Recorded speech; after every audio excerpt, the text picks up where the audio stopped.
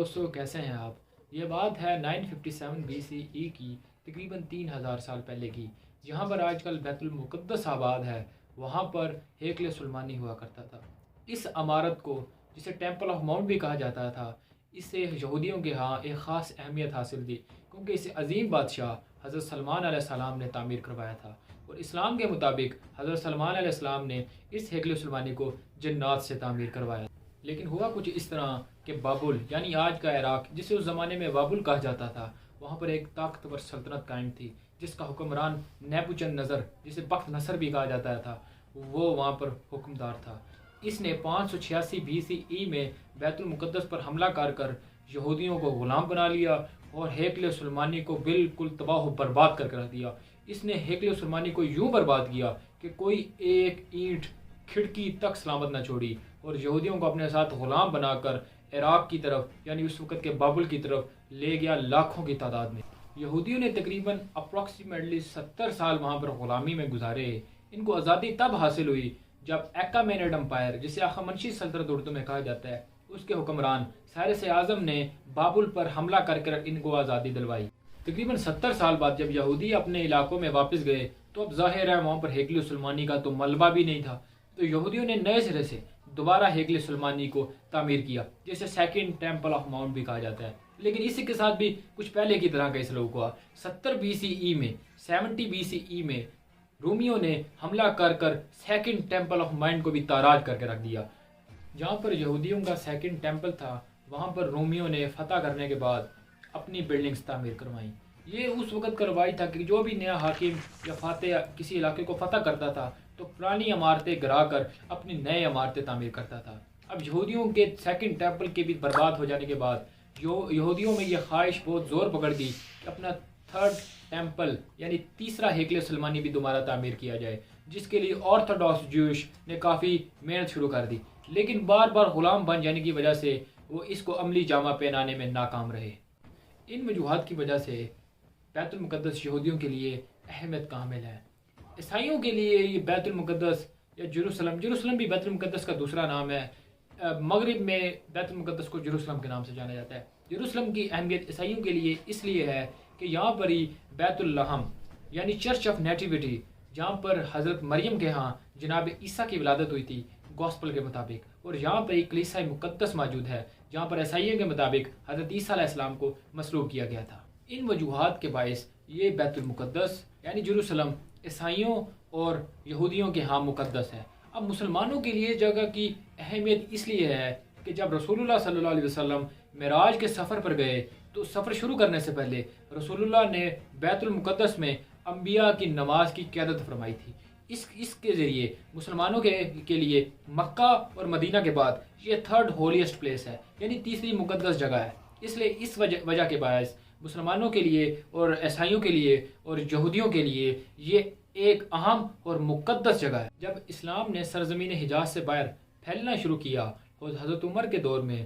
بیت المقدس جب مسلمانوں کے کنٹرول میں آیا، حضرت عمر نے جب دورہ بیت المقدس میں مسجد اقصیٰ تعمیر کروانے کا حکم دیا، اور وقت کے ساتھ ساتھ مسجد اقصیٰ کی تعمیر و ترقی اور اس کا رقبہ وسیع ہوتا گیا۔ اب بیت المقدس مسلمانوں کے قبضے میں چلے جانے کے بعد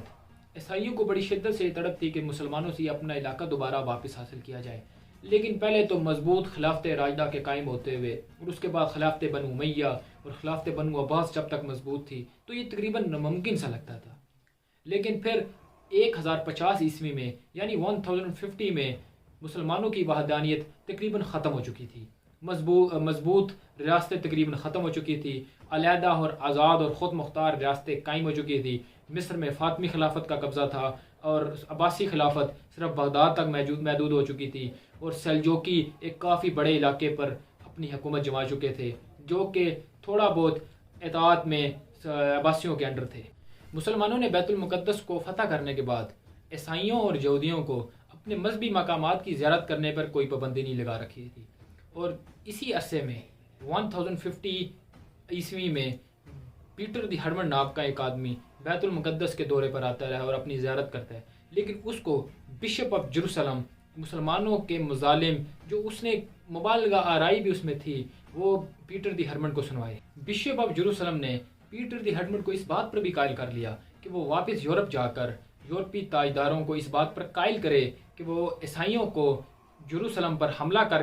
مسلمانوں سے آزادی دلوائے۔ بشپ آف جروسلم نے پیٹر دی ہرمٹ کو اس بات پر بھی قائل کر لیا کہ وہ واپس جا کر یورپی حکمرانوں کو اس بات پر قائل کرے کہ وہ مسلمانوں پر اور شام پر حملہ کر عیسائیوں کو اور جروسلم کو مسلمانوں سے آزادی دلوائے۔ پیٹر دی ہرمٹ نے واپس آ کر پوپ اربن دی سیکنڈ سے ملاقات کی اور اپنی اس ملاقات کے ذریعے پوپ اربن دی سیکنڈ کو بھی اس بات پر قائل کر لیا کہ پورے یورپ میں مسلمانوں کے خلاف حملے کے لیے ایک ماحول سا بنایا جائے۔ پوپ اربن دی سیکنڈ نے پورے یورپ میں اپنی تند و تیز تقاریر کے ذریعے اور شعلہ بیان تقاریر کے ذریعے پورے یورپ میں مسلمانوں کے خلاف ایک آگ سے لگا دی، اور اس نے یورپی حکمرانوں کو بھی اس بات پر قائل کرنے کی جد و جہد شروع کر دی کہ مسلمانوں پر حملہ کر شام اور بیت المقدس کو مسلمانوں کے قبضے سے آزادی دلوائی جائے۔ دوستوں، آپ کو ساتھ ساتھ یہ بھی بتاتا چلوں کہ پوپ اربن دی سیکنڈ مسیحوں کے کیتھولک فرقے کے بڑے مذہبی رہنما تھے، اور مسیحوں میں سب سے بڑا فرقہ کیتھولک فرقہ ہے۔ اس کی وجہ سے پوپ اربن دی سیکنڈ کی یورپ میں اور مسیحی کیتھولک فرقوں میں بہت بڑی فالوئنگ تھی، اور اس کے ساتھ بیزنٹائن امپائر یعنی بیزانطینی سلطنت کے شہنشاہ الیکسیس کومینوس نے بھی یورپ کو متحد اور اس بات پر قائل کرنا شروع کر دیا کہ مسلمانوں پر حملہ کیا جائے، کیونکہ اس کا اپنا پایہ تخت دارالسلطنت قسطنطنیہ بھی مسلسل حملوں اور خطروں میں رہتا تھا، کیونکہ سن 1072 میں 172 عیسوی میں الپرسلان نے ملازگرد کے مقام پر رومی شہنشاہ کو ذلت آمیز شکست دے کر ترک انادولیا تک چلے گئے تھے، جس کی وجہ سے یورپ کے سب سے اہم علاقے قسطنطنیہ کو مسلسل خطرہ رہتا تھا، جس کی وجہ سے الیکسیس کومینوس نے یورپ کو اس بات پر قائل کرنے کی کوشش کی کہ مسلمانوں پر حملہ کیا جائے۔ دوستو، یہ صورتحال 1092 عیسوی تک قائم رہی، جبکہ ملک شاہ کی اچانک وفات کے بعد سلجوکی ٹکڑوں میں بٹ گئے اور آپس میں خانہ جنگیوں کی وجہ سے سلجوکی سلطنت کو زوال آ گیا۔ لیکن الپرسلان کے رشتہ دار کوتالمش کی اولاد میں سے کلیچ ارسلان نے انادولیا کے مقام پر اپنی ایک آزاد سلطنت قائم کی جو سلاجگاہ روم سے جانی جاتی، اور وہاں یورپ میں پوپ اربن دی سیکنڈ نے یورپ میں جگہ جگہ جا کر یہ اعلانات بھی کرنے شروع کر دیے کہ جو بھی اس جنگ میں حصہ لے گا، یعنی جو بھی عیسائی جنگ میں حصہ لے گا، وہ تمام گناہوں سے پاک ہو جائے گا۔ اس کی وجہ سے بڑے بڑے یورپی امراء اور بڑے بڑے یورپی شہنشاہوں کے نمائندے کونسل آف کلرمنٹ میں 27 سے 17 نومبر کے درمیان فرانس کے شہر میں جمع ہوئے۔ کونسل آف کلرمنٹ میں پوپ نے اپنی شعلہ بیاں تقاریر سے تمام یورپی امراء کو اس بات پر قائل کر لیا کہ وہ مسلمانوں کے خلاف لشکر کشی کریں گے اور کروسیڈ کا حصہ بنیں گے، اور ادھر مسلمانوں کی یہ حالت تھی کہ مسلمان ٹکڑوں میں بڑھ چکے تھے، سلجوکی بکھر چکے تھے، عباسی خلافت بغداد تک محدود ہو چکی تھی، مصر پر فاطمیوں کا قبضہ تھا، اور ملک شاہ کے دور میں فاطمیوں کے وزیر بدر الجمالی نے کئی مرتبہ لشکر کے ساتھ سلجوکیوں پر لشکر کشی کی، اس ارادے سے کہ شام کو اپنی خلافت میں ضم کیا جائے، لیکن ناکام رہا۔ اس عہد میں ملک شاہ کا بھائی تتش کے اثر میں زیر اثر جیروسلم تھا، اور امیر اتکک اس کا حاکم تھا۔ مسلمانوں اور عیسائیوں میں بے شمار لڑائیاں اور جنگیں ہو چکی ہیں، لیکن ان میں سے کسی کو صلیبی جنگ نہیں کہا گیا تھا۔ صلیبی جنگ دوستوں وہ ہوتی ہے جس کی دعوت عیسائیوں کے مذہبی پیشواؤں نے صلیب کے خاطر لڑنے کے لیے دی گئی ہو، اور جس کے نتیجے میں صلیبی مسلمانوں پر لشکر لے کے حملہ آور ہوئے ہوں، ان کو صلیبی جنگیں کہا جاتا ہے۔ ان کا